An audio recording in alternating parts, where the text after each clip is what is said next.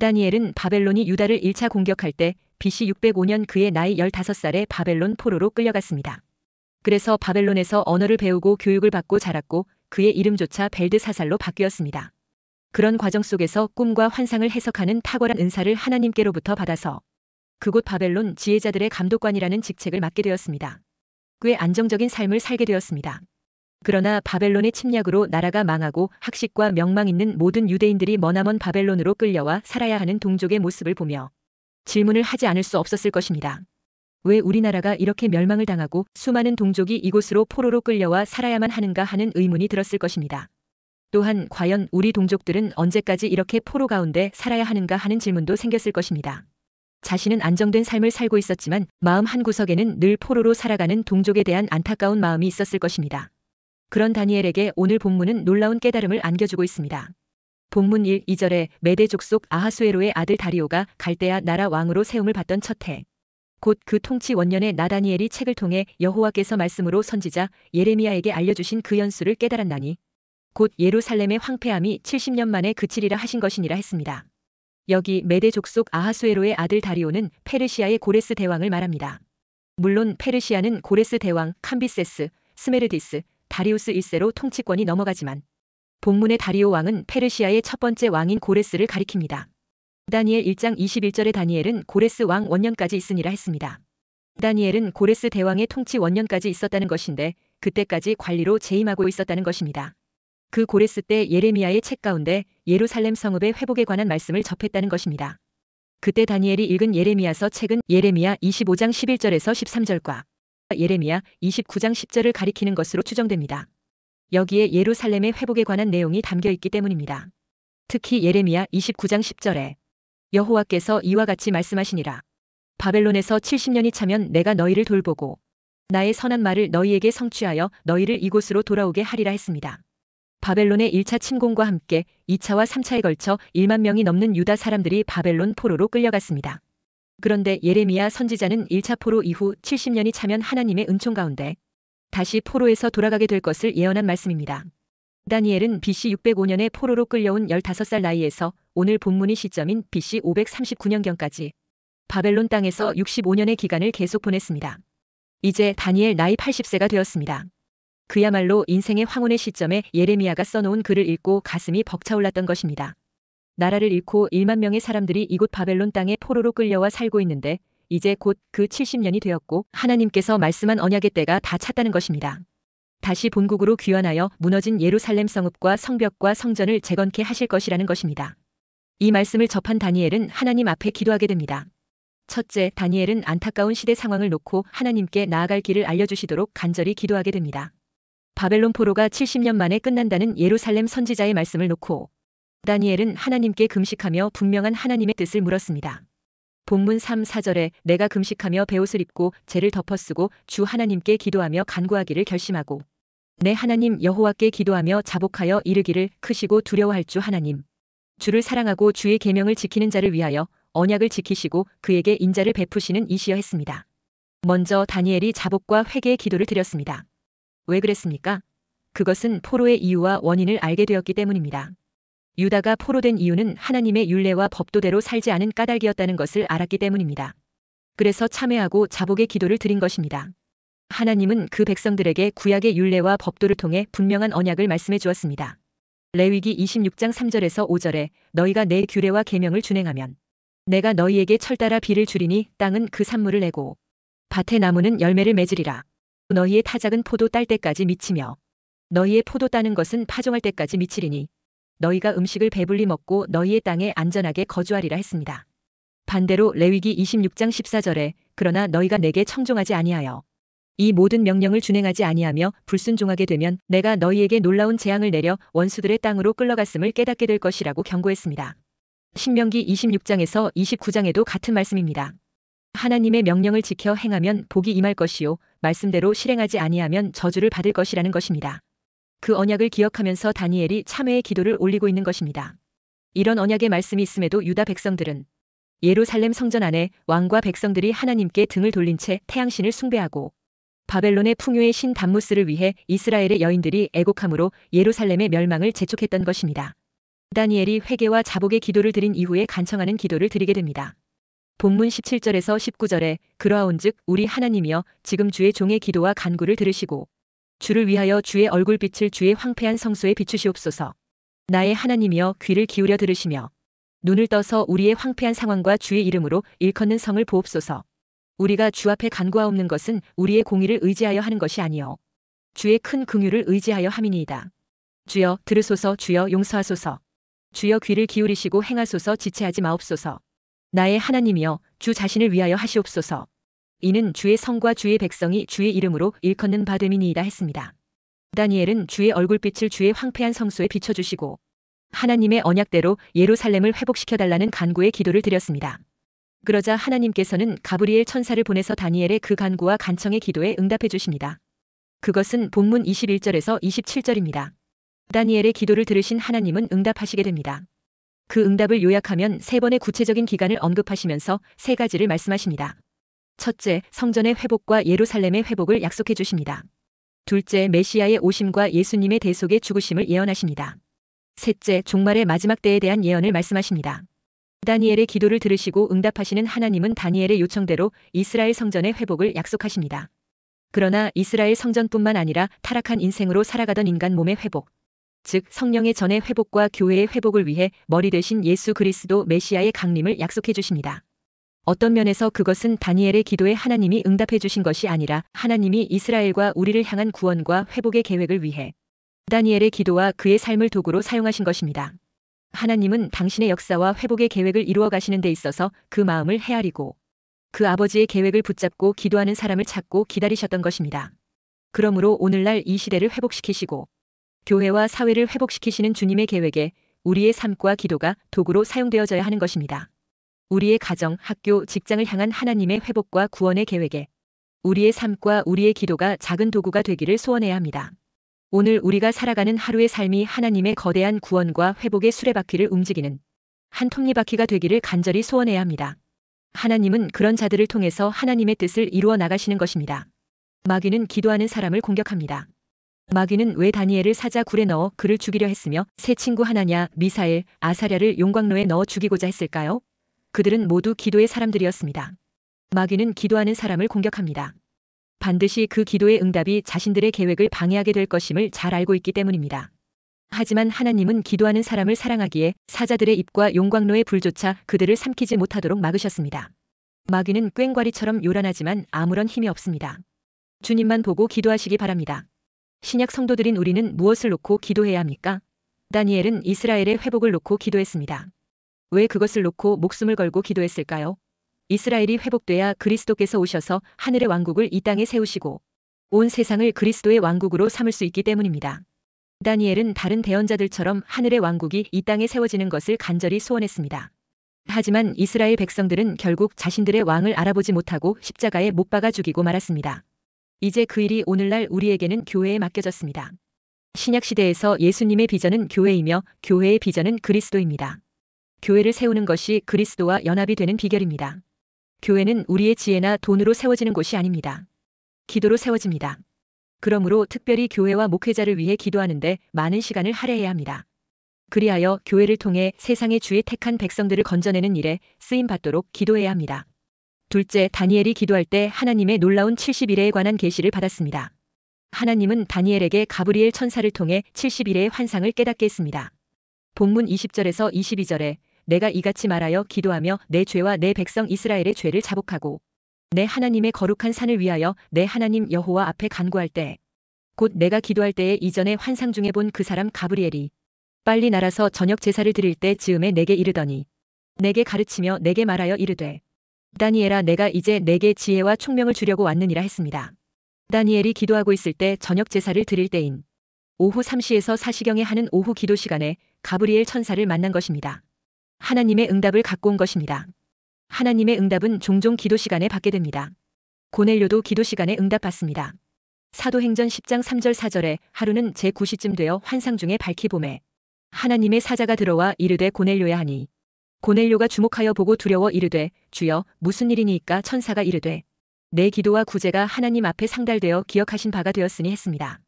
다니엘도 기도를 시작할 즈음에 응답이 임하게 됩니다. 본문 23절에 곧 내가 기도를 시작할 즈음에 명령이 내렸으므로 이제 내게 알리러 왔느니라. 너는 크게 은총을 입은 자라. 그런즉 너는 이 일을 생각하고 그 환상을 깨달을지니라 했습니다. 다니엘 10장 12절에 그가 내게 이르되 다니엘아 두려워하지 말라. 내가 깨달으려 하여 내 하나님 앞에 스스로 겸비하게 하기로 결심하던 첫날부터 내 말이 응답받았으므로 내가 내 말로 말미암아 왔느니라 했습니다. 그러므로 하나님은 기도하는 사람에게 크게 은총을 더하시는 분이십니다. 다니엘 10장 19절에 이르되 큰 은총을 받은 사람이여 두려워하지 말라 평안하라. 강건하라 강건하라. 그가 이같이 내게 말하매 내가 곧 힘이 나서 이르되 내 주께서 나를 강건하게 하셨사오니 말씀하옵소서 했습니다. 다니엘의 경우는 어떤 식으로 그에게 은총을 더하셨습니까? 하나님께서 당신의 백성과 예루살렘 성을 위해 정하신 70일에를 깨닫게 하심으로써 했습니다. 본문 24절에 내 백성과 내 거룩한 성을 위하여 71회를 기한으로 정하였나니 허물이 그치며 죄가 끝나며 죄악이 용서되며 영원한 의가 드러나며 환상과 예언이 응하며 또 지극히 거룩한 이가 기름 부음을 받으리라 했습니다. 사실 하나님은 앞선 다니엘 8장 환상에서 성소와 백성들이 2300주야 동안 즉 6년 이상 짓밟힐 것을 말씀하셨습니다.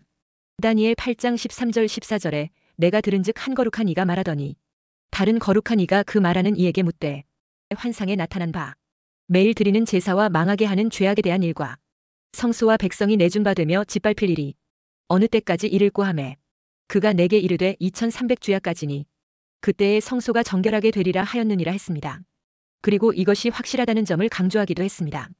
다니엘 8장 26절에 이미 말한 바 주야에 대한 환상은 확실하니 너는 그 환상을 간직하라 이는 여러 날 후의 일임이라 하더라 했습니다.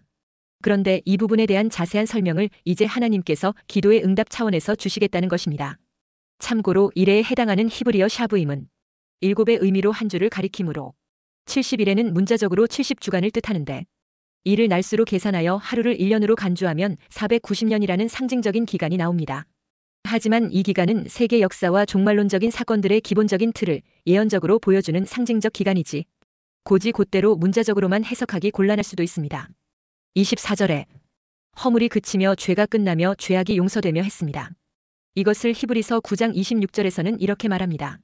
이제 자기를 단번에 제물로 드려 죄를 없이 하시려고 세상 끝에 나타나셨느니라. 영원한 의가 드러나고 이상과 예언이 응하며 거룩한 자가 기름 부음을 받는 것은 그리스도의 초림에 의한 하나님 나라에서 적극적으로 성취되어 가다가 그리스도의 재림으로 종결될 것을 의미합니다. 그리고 70일에는 본문을 통해 이렇게 세분될 수 있습니다. 7일에는 25절 상반절에 나오고 62일에는 25절 하반절에 나오고 중간 공백기는 26절에 나오고 한일에는 27절에 나옵니다. 먼저 7일에 즉 49년은 BC 457년 아닥사스다 왕 7년 예루살렘을 중건하라는 칙령으로부터 바벨론에서 귀환한 유대인들이 에스라와 느헤미야의 지도 아래 스룹바벨 성전과 예루살렘 성벽을 수축한 때인 BC 408년까지를 의미하는 것으로 보입니다. 그래서 본문 25절에 그러므로 너는 깨달아 알지니라 예루살렘을 중건하라는 영이 날 때부터 기름 부음을 받은 자 곧 왕이 일어나기까지 7일에와 했습니다. 원래 1차 포로 귀환과 예루살렘 재건은 BC 538년 고레스 원년입니다. 그리고 1차 포로 귀환이 BC 457년 아닥사스다 왕 7년이고 3차 포로 귀환이 BC 444년 아닥사스다 왕 20년입니다. 여기서 예루살렘을 중건하라는 영이 내려진 기준을 BC 457년 아닥사스다 왕 7년으로 보는 것입니다. 이때 귀환한 백성들이 무슨 기간을 통과하게 됩니까? 곤란한 기간입니다. 즉 바벨론으로부터 돌아온 백성들은 예루살렘 성전과 성벽을 중건하면서 주변의 이방인들의 방해와 핍박 기간인 7일에인 49년이 통과해야만 했습니다. 또 25절의 하반절에 그 곤란한 동안에 성이 중건되어 광장과 거리가 세워질 것이며 했습니다. 그리고 62일에는 예루살렘 성전이 수축된 BC 408년부터 기름 부음을 받은 거룩한 자이신 예수님이 세례받은 AD 27년까지의 434년의 기간을 가리킵니다. 이때는 이스라엘의 영적 쇠퇴기로서 그리스도의 초림으로 시작돼 영원한 하나님의 나라의 준비 기간이라고 할 수 있습니다. 그리고 중간 공백기가 생기는데 26절에 예순두 일해 후에 기름 부음을 받은 자가 끊어져 없어질 것이며 했습니다. 그리고 이것은 그리스도의 십자가 사건으로 기름 부음을 받은 자가 끊어져 없어지는 십자가 사건을 말합니다. 그리고 그 이후에 26절 하반절에 장차 한 왕의 백성이 와서 그 성읍과 성소를 무너뜨리려니와 그의 마지막은 홍수에 휩쓸림 같을 것이며 했습니다. 그 이후 AD 70년에 로마의 디도 장군에 의한 예루살렘의 멸망과 성전 회파 사건이 일어나고 이스라엘 나라가 무너지고 이스라엘 백성들은 전 세계에 흩어지게 됩니다. 그리고 26절에 또 끝까지 전쟁이 있으리니 황폐할 것이 작정되었느니라 했습니다. 그 이후에 70일의 중에 남아있는 한 일회가 전쟁과 황폐하게 되는 일로 작정되어 있다는 것입니다. 이 한 일회는 세계 역사의 종말, 곧 그리스도의 재림 직전에 있을 7년 대환난 시기를 가리키며 적그리스도가 활동하는 종말의 시기를 가리킵니다. 셋째, 다니엘의 70일의 응답으로 종말과 예수님 재림과 대환란의 계시까지 알게 해주신 것입니다. 다니엘이 받은 70일의 예언 중에서 7일에는 포로 귀환과 성전 재건으로 성취되었고 62일에는 예수님 십자가 사건으로 성취되었고 이제 한 일회가 남아있습니다. 다니엘의 70일의 예언 중 마지막 남아있는 한 일회는 마지막 7년대 환란으로 성취가 될 것입니다. 이 한 일의 7년대 환란은 전 3년 반과 후 3년 반으로 구분되는데 적그리스도는 전 3년 반 동안에 교회와 언약을 맺고 종교의 자유를 허락합니다. 본문 27절에 그가 장차 많은 사람들과 더불어 한 일의 동안의 언약을 굳게 맺고 했습니다. 그러다가 후 3년 반이 되면 적그리스도가 자신의 정체를 드러내어 그 언약을 파기하고 본격적으로 하나님을 대적하고 성도들을 핍박하며 사람들로 하여금 자신을 예배하게 만들고 짐승의 표를 받게 하며 이를 거절하는 자들을 죽이기까지 할 것입니다. 27절 하반절에 그가 그 일의 절반의 제사와 예물을 금지할 것이며 또 포악하여 가증한 것이 날개를 의지하여 설 것이며 또 이미 정한 종말까지 진노가 황폐하게 하는 자에게 쏟아지리라 하였느니라 하니라 했습니다. 여기서 그가 있는데 그는 종말에 나타날 적그리스도를 가리킵니다. 그런데 이러한 적그리스도의 활동은 잠시뿐이요. 결국 그리스도의 재림으로 영원한 멸망에 들어가고 말 것입니다. 결국 70일의 주된 내용은 무엇입니까? 포로 귀환과 성전 중건, 그리스도의 성육신, 로마 군대에 의한 성전 파괴, 적그리스도의 출현 등 이스라엘의 운명과 더불어 그리스도의 재림 직전에 있을 대환난을 말해주는 종말론적인 사건들입니다. 왜 이 같은 역사의 큰 흐름들을 그에게 알려주셨습니까? 하나님께서는 결코 자기 백성들을 방임하지 않으시고 오히려 그들의 역사 깊숙이 개입하신다는 것입니다. 그래서 당신의 선하신 계획들을 이루실 것, 곧 그들의 허물과 죄를 사하시고 영원한 의를 드러내시며 모든 예언을 응하게 하실 것을 깨닫게 하기 위함인 것입니다. 26절에 62일의 후에 기름 부음을 받은 자가 끊어져 없어지는 십자가 사건으로 봅니다. 그러므로 포로 귀환과 성전 재건으로 7일회가 성취되고 또한 예수님의 십자가 대속 사건으로 62일회가 성취되므로 모두 69일회까지의 예언이 다 성취되고 그 예언들이 이제 지나간 과거가 되었다는 것입니다. 그리고 이제 오늘날은 마지막 한 일의 예언이 남아있다는 것입니다. 이것이 종말론의 중요한 핵심입니다. 이제 머지않은 가까운 미래에 우리가 직접 경험할 엄청난 한 일의 대환란기를 만나게 될 것입니다. 다니엘의 70일의 예언 중에 69일의 예언이 그리스도의 초림으로 이미 성취되었습니다. 그리고 지금 이후 2000여 년의 긴 세월이 흘러갔습니다. 그리고 지금은 마침내 그 마지막 한 일회가 시작되기 직전에 와 있는 것입니다. 재림 직전에 있을 7년 대환란, 그것이 시작될 직전, 그 입구에 우리는 서 있는 것입니다. 실로 우리 마음의 옷깃을 여미고 다시 한번 영혼과 육체를 새롭게 해야 할 때입니다. 마지막 한 일회의 후반부 절반인 후 3년 반의 시작점에 제사와 예물을 금지하며 포악하여 가증한 것이 날개를 의지하여 서게 될 것이라고 했습니다. 그 후 3년 반이 지난 직후 이미 정한 종말까지 하나님의 진노가 황폐케 하는 자인 적그리스도에게 쏟아지는 것입니다. 후 3년 반의 시작점은 이런 일이 일어나게 된다는 것입니다. 마태복음 24장 15절, 21절에 그러므로 너희가 선지자 다니엘이 말한 바 멸망에 가증한 것이 거룩한 곳에 선 것을 보거든 읽는 자는 깨달을진저 이는 그때에 큰 환난이 있겠음이라. 창세로부터 지금까지 이런 환난이 없었고 후에도 없으리라 했습니다. 그러니까 적그리스도가 세계를 지배함과 동시에 이스라엘 예루살렘까지도 정복해서 그 성전에 멸망에 가증한 것을 세우는 그때가 바로 후 3년 반이라는 전무후무한 대환란이 시작되는 시점이라는 것입니다. 이때부터 세상은 전체주의 통제사회가 되는 것입니다. 그렇기에 모든 사람이 표를 받아야 하고 세계 단일 정부의 지침을 따라야 합니다.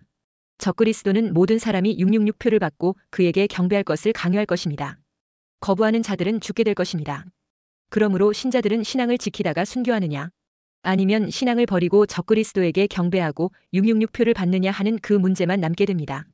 그때는 자기 생명이나 육체는 물론 자유나 시간이나 재산 등에 관한 그 어떤 선택권도 남아있지 않게 되는 것입니다. 오로지 적그리스도와 그의 추종 세력들에게 그 모든 것이 좌우되는 그야말로 생지옥이요 전무후무한 환란만이 남아있는 극악적 상황이 될 것입니다. 그러므로 늘 깨어 기도하여 성령 충만한 상태를 유지하는 기름 부음이 있는 성도가 되어야 승리하게 될 것입니다.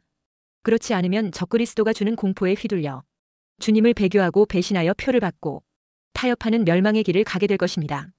그때 끝까지 믿음을 지킨 자는 영원토록 주의 나라에서 빛나게 될 것입니다. 그러므로 깨어나서 지금부터 늘 말씀과 기도로 성령 충만한 삶을 유지하게 되시기를 주의 이름으로 축원합니다.